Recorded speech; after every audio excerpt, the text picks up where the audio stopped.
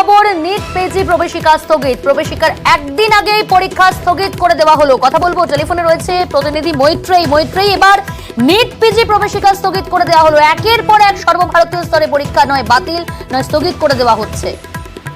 একেবারে দেখো, এবার শিক্ষা মন্ত্রক নয়, এবার স্বাস্থ্য মন্ত্রকের তরফ থেকে নিট পিজি পরীক্ষা স্থগিত করে দেওয়ার সিদ্ধান্ত নেওয়া হয়েছে।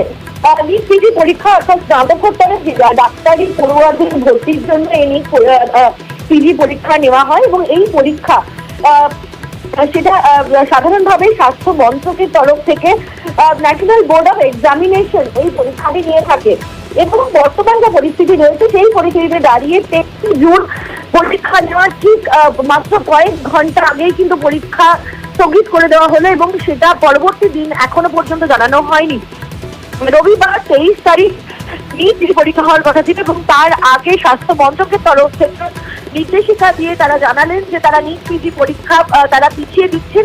তাদের বক্তব্য যে বর্তমানে যে পরিস্থিতি চলছে, নিট এবং নেট পরীক্ষা নিয়ে বিভিন্ন রকমের অভিযোগ উঠেছে, মামলা চলছে এবং সরগরম রয়েছে এই মুহূর্তে দেশ।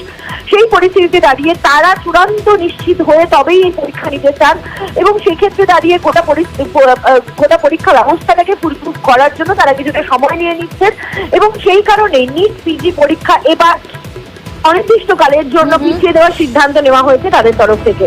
বেশ।